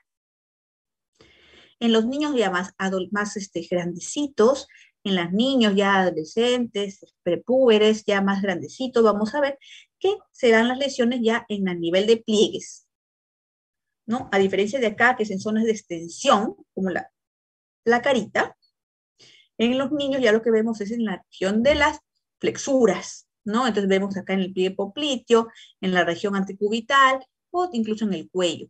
Se forman así ya lesiones más secas en regiones de plexura. Y los estigmas atópicos, cuando alguien tiene duda, busquemos estigmas atópicos. Y uno de los estigmas atópicos es esta, la hiperlinealidad palmar, ¿no? Miren la mano llena de rayitas, no es un ancianito, es un niño, llena de hiperlinealidad, es un estigma atópico, y este es el pliegue de Dennis Morgan. Este seguro que lo han visto sus compañeros, no es que su compañero se la ha pasado toda la noche estudiando, o no ha dormido en una semana, o porque a veces vemos hasta en niños que se ve así como si fueran, tienen su pliegue, como si fueran más mayorcitos, como que no ha dormido toda la noche, y es que es el pliegue de Dennis Morgan, es otro signo de atopía, o el edema o hiperpigmentación periorbitaria, ¿no? Parece que no hubiera dormido una semana esa pobre niña, ¿no? Tiene como sus bolsas, sus ojeras, ¿no? Seguro que ustedes por ahí conocen a algún compañero que tiene así sus ojeras, ya, esas son sus ojeras, son típicas, son estigmas atópicos. Acá está la pitiriasis alba, como le decía, esa mácula blanquecina, ¿no? Esa mácula acrómica, blanquecina, que se ve en las mejillas, ¿no? O la pitiriasis alba, como la piel de gallina, que generalmente se ubica en la parte posterior del brazo. El diagnóstico diferencial de dermatitis atópicas hay que hacerlas con la dermatitis seborreica, con escabiosis, con la tinea corporis, con el eritema polimorfo solar, psoriasis, lupus, ¿no? Porque tiene la forma de la carita de las alas de mariposa, ¿no? El petiforme. El tratamiento principal es aliviar los síntomas. ¿Qué es lo que más le molesta al paciente? El prurito, ¿no? Lo que más le molesta, entonces hay que aliviar el prurito, podemos usar un antihistamínico, hay que mejorar la dermatitis, o sea, la protección y restauración de la barrera cutánea es fundamental. Entonces podemos usar, si está en una fase muy aguda, muy exudativa, podemos usar corticoides o inmunomoduladores. Y lo otro importante es prevenir las exacerbaciones y evitar los factores desencadenantes. Acuérdense que es una enfermedad crónica y crónica y recurrente. Entonces, no es que no, hay que decirle a la mamá, va a seguirlo presentando cada cierto tiempo. No es que la mamá cambia un médico, otro médico, otro médico, nadie me da solución. No, hay que explicarle que es una enfermedad crónica recurrente, que no la vamos a desaparecer. Lo que tenemos que hacer es controlar las exacerbaciones. ¿Y cómo lo vamos a hacer? Evitando los factores desencadenantes. Entonces, ¿cuál es el esquema de tratamiento? ¿No? Si no hay lesiones, principalmente el baño diario, y emolientes son hidratantes, cremas hidratantes, si la piel está sana, ¿no? Entonces, en la fase en que no está la enfermedad manifestándose, solamente hidratantes. Si ya la enfermedad empezó a dar algunas lesiones, tipo enrojecimiento, algunos eczemas, podemos usar asociado a los emolientes o los hidratantes, un corticoide tipo tópico, pero de baja o mediana potencia. Si la lesión ya es más moderada, ya está con piel seca extensa, ya es escozor, ya hay lesiones, escoriación, liquinificación, podemos usar igual los emolientes y con corticoides tópicos de mediana potencia. Y si ya la lesión es severa, con escoriaciones, con escozor intenso, escoriaciones de grandes áreas, con liquenificación, a asociar a los emolientes un corticoide tópico, pero ya potente. También se puede usar tratamientos como con fluticasona, que es un corticoide de elección, el tracolimus es otra opción, y son tratamientos largos, de hasta por 6 meses. Hay que explicarle por eso a la mamá No se va a curar, lo va a tener cada cierto tiempo. Recordemos cuando usamos corticoides que bueno, casi todos están rotando conmigo en la parte de, hicimos las imágenes del Cushing, y recuerden que todo corticoide tópico, así sea tópico, tiene efectos adversos, se puede absorber y puede provocar efectos tanto reversibles como irreversibles. Entonces hay que explicarle a la madre que el corticoide se da por breves periodos. Sí, si es necesario lo tenemos que usar, pero por breves periodos, donde pueden haber lesiones y tanto reversibles como irreversibles. Entre las irreversibles pueden haber atrofia de la misma piel, ¿no? Telangiectasias, estrías, y en las reversibles podemos ver hipertricosis, fragilidad cutánea, ¿no? Mala cicatrización. En los casos más refractarios al tratamiento, se pueden usar algunos tratamientos alternativos como fototerapia con UV, micofenolato, ciclosporina, metotrexate, azatropina, rituximab, lamucimab, las diferentes inmunomoduladores para intentar controlar la enfermedad. Ahora, vamos a hablar ahora sobre la urticaria. Decimos, de las afecciones, la más frecuente es la dermatitis atópica. Pero también una importante afección es la urticaria, que es bastante frecuente. Es un cuadro inflamatorio, reactivo, vascular de la dermis superficial. Creo que todo el mundo ha visto alguna vez esto, ¿no? Se caracteriza por esto, por la presencia de abones, ¿no? Que son, se van a presentar por un estímulo alérgico, ¿no? Vamos a ver estos abones con puritos, en ocasiones con un ardor muy importante y que son de evolución transitoria. Vamos a ver qué ocurre en el 15 a 25% de la población. O sea, casi la cuarta parte de la población general lo ha presentado en algún momento. 50% de ellos solo harán la episodio de urticaria, o sea, esta, y un 10% solo tendrán angioedema y un 40% tendrán ambos. O sea, una urticaria asociada a angioedema, ¿no? Que es su forma más severa, más persistente. La urticaria se puede dividir en dos tipos, según el tiempo que duran los síntomas. Si es menos de 6 semanas, hablamos de una urticaria aguda, y si hablamos de más de 6 semanas, de una urticaria crónica. La urticaria aguda es la más frecuente en pediatría, es común, se puede hablar que casi el 70% de los niños en algún momento tendrán un episodio de urticaria aguda, ¿no? Y es más frecuente sobre todo en niños de 1 a 4 años, y es común que se pueda asociar a angioedema también. Lo que vamos a ver es que van a empezar a aparecer desde que el niño se expone al alergeno, el niño va a empezar a presentar abones que pueden progresar en horas. Se puede aparecer uno por aquí, uno por acá, y en las 2 horas ya tener todo difuso en todo el cuerpito. Y generalmente el 80% se resuelve en 2 semanas. No es inmediato, también eso hay que explicarle a la madre. Y es más frecuente en niños con atopía. El niño alérgico tiene más frecuencia de hacerlo. Incluso el 50% de niños atópicos harán algún episodio de urticaria asociado. La principal causa, la principal etiología, a diferencia de lo que todo el mundo piensa, porque todas las mamás vienen con su niño a la emergencia, sí, con su urticaria aguda y dice, doctora, yo creo que le di, de repente el chancho que le di, o de repente porque comió un poquito de mayonesa, o de repente, no sé, el pescado. ¿Qué habrá sido lo que le ha dado? Entonces, todas las mamás suelen pensar, echarle la culpa a los alimentos. Pero eso no es así. La principal etiología de la urticaria, el 80% serán por virus, por infecciones comunes, y de ellos a la cabeza el virus respiratorio sincicial. Entonces, generalmente el niño tiene un cuadro respiratorio alto y se desencadena una urticaria. Es que el principal alergeno es el virus. Los virus también son alergenos y las infecciones comunes son las principales causantes de urticaria aguda. También puede ser, el que le sigue son los alimentos. No, el que le sigue son los medicamentos. A la cabeza, los antibióticos como la amoxicilina, los macrólidos, las quinolonas, las sulfas, los analgésicos como el ibuprofeno es bastante frecuente. Y algunos anticonvulsivantes también. De ahí recién vienen los alimentos, doctora, el maní. No, y el maní es en los americanos, pero nosotros los peruanos no. ¿No? Lo más frecuente es el huevo, la leche de vaca, los pescados. Esos son los más alergénicos en nuestra población. Y de ahí tenemos las picaduras de insectos o alergenos de contacto como el látex o alergenos inhalados. Entonces, recordemos que aquí el kit del asunto va a ser aquí nuestro amigo el mastocito. Él es el causante. Ante un estímulo alérgico se va a estimular a la célula blanco, que es principalmente el mastocito, y en menor grado el basófilo. Este mastocito se va a liberar una serie de mediadores. Vamos a ver, acá está.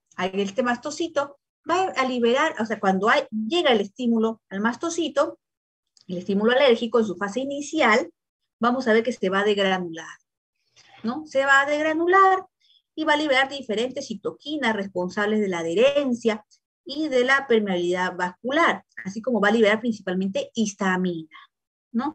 Va a liberar histamina y otras enzimas como la triptasa, como la quinasa, como la carboxipeptidasa y el factor necrosis tumoral, ¿no? Que están involucrados en la activación de los neutrófilos. Y en la fase más tardía, vamos a ver que se libera serotonina, dopamina, prostaglandinas, leucotrienos, que son responsables de producir la inflamación o infiltración del tejido conjuntivo. ¿Y qué es lo que tienen que recordar? Acuérdense que el mastocito se va a degranular, va a liberar histamina, y que esta histamina va a estar circulante en la sangre por 2 semanas. Entonces, cuando ya se desencadenó la enfermedad, deben recordarle a la madre eso, que esta enfermedad puede ser ondulante, hoy yo le voy a dar su antihistamínico y esto puede desaparecer, pero mañana puede volver a aparecer, sí, porque la histamina todavía circula en sangre por 2 semanas. Y lo que vamos a ver es que en las manifestaciones clínicas lo más frecuente es observar los abones, ¿no? Esas lesiones maculopapulares, eritematosas con bordes que parecen así, miren, que parecen pseudópodos, ¿no? Y que comprometen toda la superficie. Miren, es como pseudópodos, ahí está.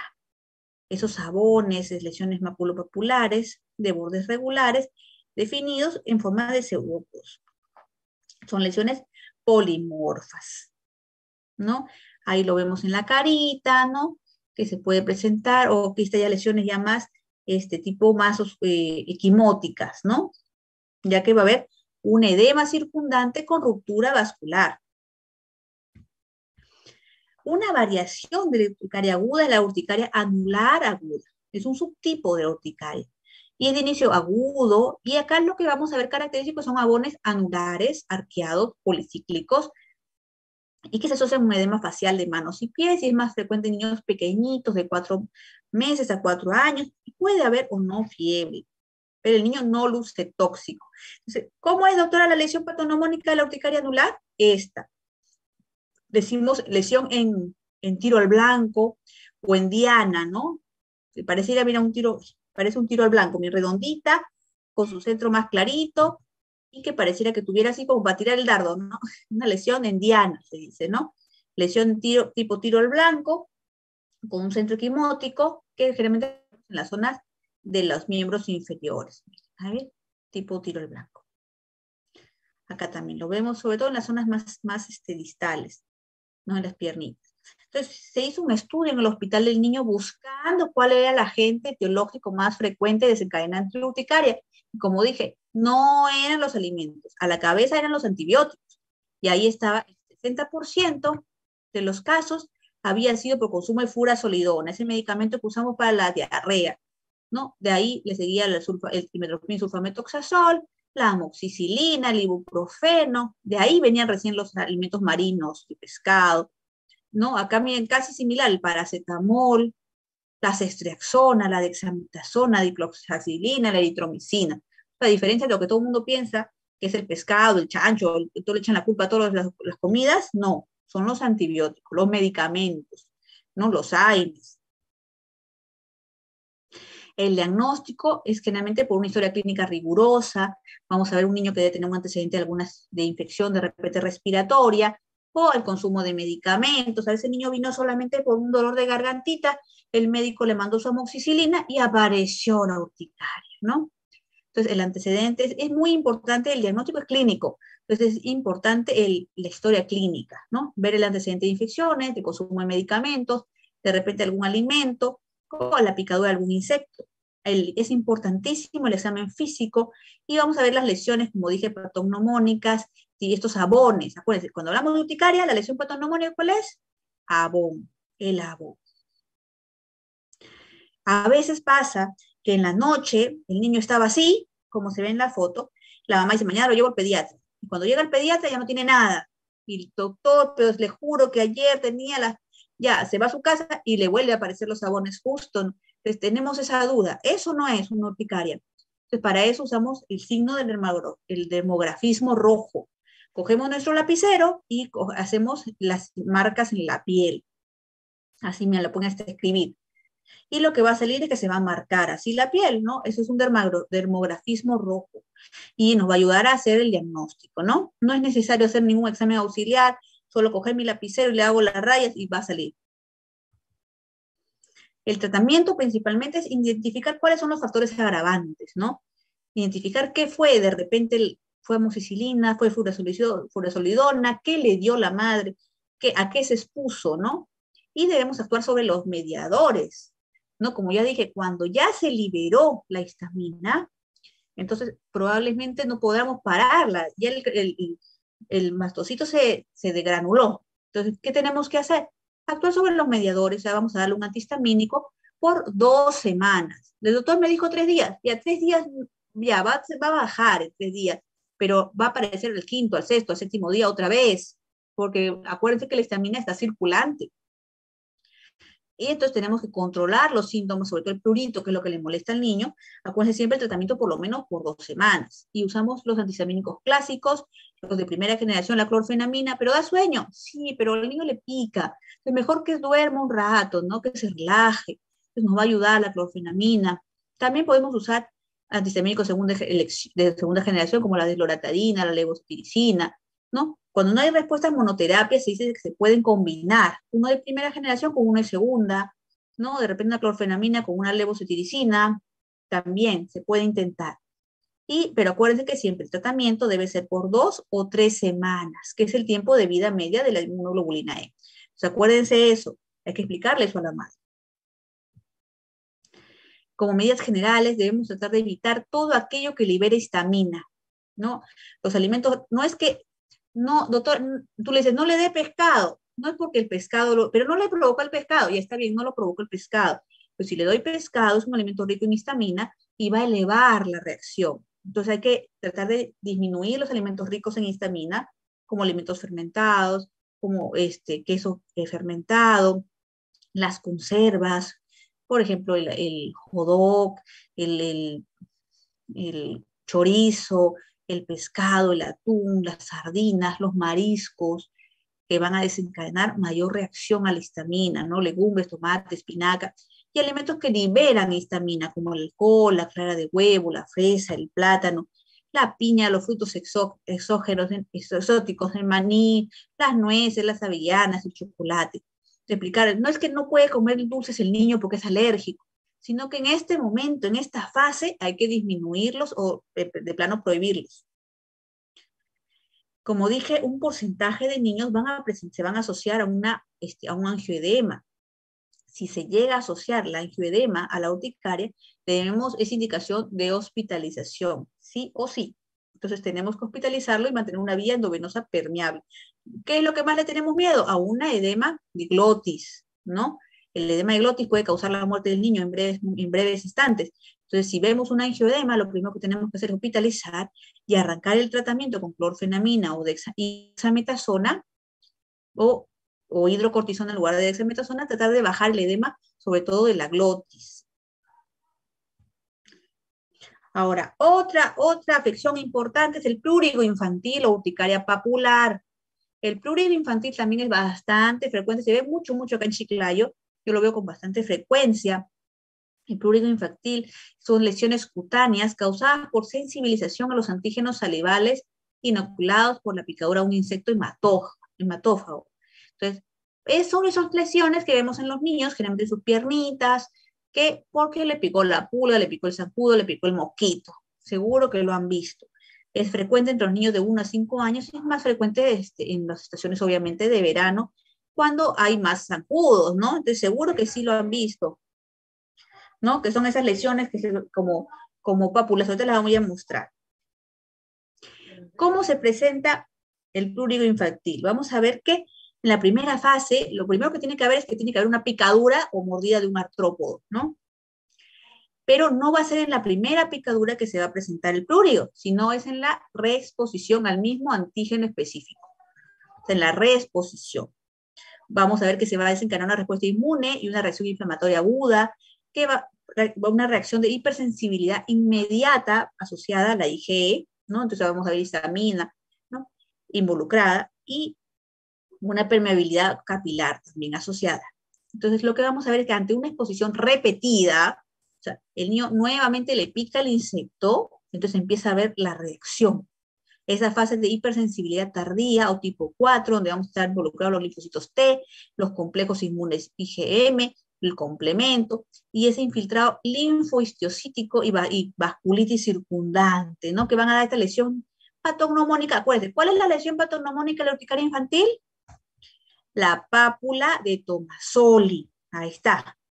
Esta pápula, que seguro la han visto en las piernitas de los niños cuando los pican los zancuditos, los mosquitos en el campo. Estas pápulas, pápulas que son vesículas duras, uno las toca y son duras. Es una reacción de hipersensibilidad a la saliva del insecto en la reexposición. Entonces, la lesión patognomónica del prurito infantil es la pápula de Tomasoli, ¿no? Esa vesícula dura. Pueden haber abones o ronchas irregulares en zonas circundantes, pero esta es la lesión patognomónica. Es intensamente pruriginosa, incluso despierta al niño. Estas las piernitas, seguro que lo han visto, ¿no? En las piernitas. Puede haber en otras zonas, dependiendo del alergeno asociado, ¿no? Si el niño de repente tiene perrito y el causante es la pulga, es en zona no expuesta.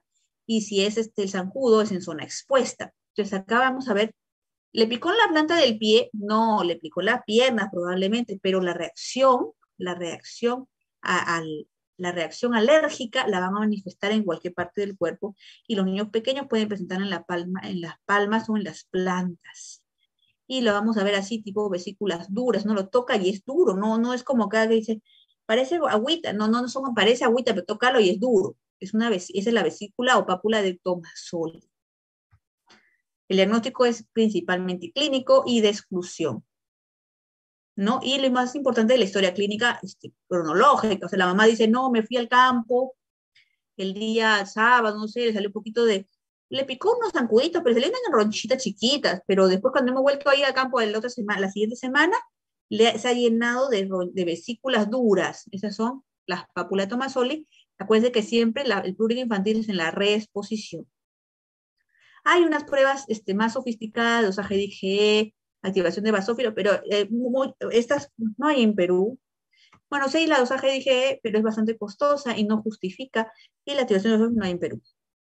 En las complicaciones, acuérdense que las complicaciones están asociadas principalmente al rascado.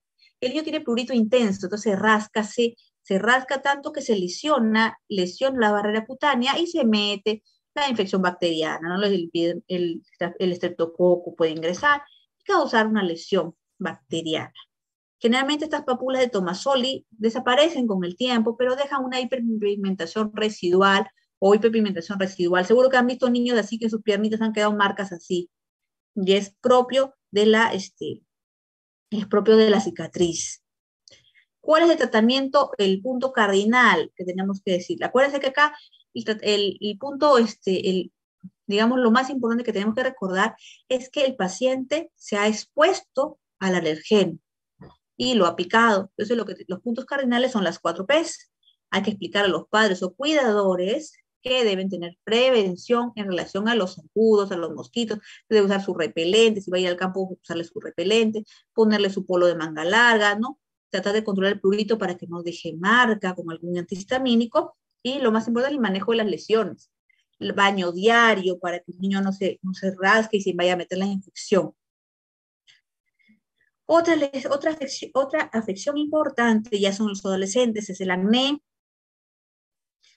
¿Quién no sabe, no conoce el acné? El acné es una dermatosis inflamatoria crónica, multifactorial, que involucra la unidad pilosebácea y se caracteriza por un polimorfismo lesional. Es una de las enfermedades más comunes en la adolescencia, Y su importancia radica en que es una enfermedad sobre todo deformante, ¿no? Ahora importa mucho la estética, ¿no? Entonces produce disturbios de personalidad, problemas sociales, bullying, trastornos económicos, ¿no? Afecta a todas las razas por igual, pero es más frecuente entre los 15 y 19 años, tiene una mayor prevalencia en los adolescentes, ¿no? Se habla que los adolescentes pueden tener hasta el 90% de ellos pueden presentar acné, y representa el 15% de las consultas. No todos llegan a consulta, algunos solamente usan su jaboncito, ¿no? Le echan la cremita de XX que le venden en la farmacia, ¿no? Un 15% irán a consulta, pero sí un importante número se asocia a depresión o ansiedad por las lesiones o cicatrices que puede dejar. La etiopatogenia es multifactorial, vamos a ver que hay una hiperqueratinización folicular con aumento de la producción de sebo, vamos a ver que un aumento de la flora bacteriana normal. El Propionibacterium agnes es parte de la flora normal, pero se sobreexpresa y va a provocar una respuesta inflamatoria e inmunológica. Entonces, lo que vamos a ver es que principalmente está asociado a ¿por qué se ve más en varones? Porque algunos me van a decir, doctora, ¿y por qué se ve más en varones? Porque está asociado a los andrógenos, está muy asociado a la producción de dihidrotestosterona o testosterona. Vamos a ver que en la adolescencia se va a dar un exceso de producción de andrógenos gonadales. Y estos, no tan solo gonadales, sino también suprarrenales, que por acción de la 5-alfa reductasa, esta se va a convertir en dihidrotestosterona, que va a estimular la producción, va a estimular a la glándula sebácea, a que haya una hipersecreción de sebo, de ácidos libres, o sea, va a hipersecretar lípidos, lo que va a provocar un acúmulo de sebo y va a llevar a la formación de microcomedones, tanto microcomedones abiertos como cerrados, que por acción del Propionibacterium agnes y su respuesta inmune va a provocar las lesiones inflamatorias puede provocar una ruptura del folículo piloso, ¿no? Provocando los microcomedones tanto abiertos como cerrados. Entonces vamos a ver que el acné puede provocar, como dije, lesiones no inflamatorias, o sea, que no rompen el folículo piloso, como lesiones inflamatorias que sí rompen la unidad pilosebácea. ¿Cuáles son los factores asociados? ¿Por qué algunos tienen más acné? ¿Por qué otros tienen menos? Definitivamente es muy importante la genética. El fondo genético es importante. ¿Cómo responde mi sistema inmune? Generalmente, si los padres han tenido acné, el niño tiene más posibilidad de tener acné. Entonces, los que han tenido acné, seguro que verán a sus padres y verán que tienen algunas cicatrices. Entonces, hay un fondo genético. La edad es importante, como dije, en los adolescentes por la producción de andrógenos, es importante. La raza, finalmente las personas de raza blanca tienen mayor predisposición genético, consumo de algunas drogas, la dieta, se habla de una dieta alta en grasas también, pueden exacerbarlo, o la ocupación. Doctor, ¿cómo es la ocupación? De repente la persona, el niño, por ejemplo, trabaja ayuda a su papá de repente en zapatería y es irritantes, pueden aumentar el acné. Hay drogas que inducen el acné, se habla de los glucocorticoides, incluso fenitoína, la isoniazida, algunos corticoides, en las ciclosporinas. O sea, hay fármacos que están asociados a que incrementan el acné. En las manifestaciones clínicas dijimos que habían las lesiones no inflamatorias, las que no rompen el folículo piloso, donde están los comedones abiertos, que son estos, lo que nosotros conocemos como puntos negros, son los comedones abiertos, o los comedones cerrados, los que conocemos como granitos. Las lesiones no inflamatorias tenemos comedones abiertos, comedones cerrados, y que afectan principalmente la cara, y con menos frecuencia pueden haber en tórax. Entonces los comedones cerrados, ahí están los comedones cerrados, son pequeñas pápulas ligeras, son pequeñas pápulas ligeramente elevadas, pálidas, amarillentas, que no tienen orificio clínico visible, los granitos. Y los comedones abiertos son aquellos asistos de acá, que son lesiones discretamente elevadas, con un núcleo oscuro, ¿no? Los puntos negros, más sencillo. En las lesiones inflamatorias ya tenemos las pápulas, las pústulas, los nódulos y los quistes, que ya son lesiones con frecuencia que dejan cicatriz, generalmente esas cicatrices deprimidas, ¿no? Delimitadas, que todos han visto en alguna persona, ¿no? En las lesiones inflamatorias, acá están las pápulas, miren, acá están las pápulas, las pústulas, los nódulos. Acá más, miren acá, las pápulas, acá están, miren los nódulos más grandecitos que dejan cicatriz. Acá es nódulos quistes. Acá están, miren cuántos nódulos, no, miren los nódulos quistes. O sea, no son el granito típico, sino ya son nódulos, ya son más grandes, nódulos quistes que se aglomeran y que dejan estas cicatrices. Entonces, decimos que el acné se puede dividir en leve, moderado, moderadamente severo o severo, según las lesiones que vamos a encontrar. En el leve solamente vamos a encontrar comedones abiertos o cerrados, o sea, granitos o puntos negros, ¿no? Pápulas y pústulas pueden haber, pero escasas, menos de 10. Ya se dice que es moderado si las pápulas y pústulas son de 10 a 40 y que pueden incluso presentarse en tronco, o moderadamente severo cuando ya vemos muchos comedones y muchas pápulas y pústulas en 40 hasta 100, o sea, ya muchas más que invaden toda la cara, que pueden haber en pecho, en espalda. Y en las formas severas ya vamos a ver nódulos quistes. Por ejemplo, ¿quiénes tienen, o sea, cuáles son indicadores de severidad? ¿Cuándo me debo asustar? ¿Cuándo debo acudir a un dermatólogo? Cuando hay una aparición, cuando la aparición del acné es muy temprano, en edades muy precoces. Miren, por ejemplo, es un niño prepuber, entonces miren, ya tiene nódulos quistes. Cuando hay historia familiar de acné en la familia de acné severo, cuando empieza a dañarse ya, empieza a invadir espalda y pecho, cuando hay múltiples macrocomedones, como en este caso, o cuando hay rápida inflamación y cicatrices residuales. ¿Cómo hacemos el diagnóstico? Como la mayoría de afecciones dermatológicas, con el diagnóstico es eminentemente clínico, con la presencia de las lesiones características, ¿no? Los comedones abiertos, cerrados, las pápulas, las pústulas, las cicatrices, y hay que siempre, cuando tenemos un paciente con acné, evaluar cuál es el grado de severidad, ¿no? Si es leve, si es moderado, moderadamente severo o severo. ¿Cuándo debemos sospechar que hay una endocrina asociada y debemos mandarlo al endocrino? ¿Cuándo? Cuando el acné es severo, cuando hay un cuadro súbito, no cuando me salió un granito, o 2 o 3, no. Cuando tengo que ir al endocrino para ver si no hay alteraciones hormonales. Cuando el acné es severo, cuando hay nódulos quistes grandes, cuando hay un cuadro súbito, o sea, el niño no tenía y de momento apareció un montón, ¿no? Cuando está asociado a hirsutismo, o sea, el exceso de vello en zonas masculinas, como esto es hirsutismo. Algunas chicas vienen con sus brazos y me dicen, doctora, tengo un montón de vello, mire, eso es hormonal, no, eso es familiar, les digo.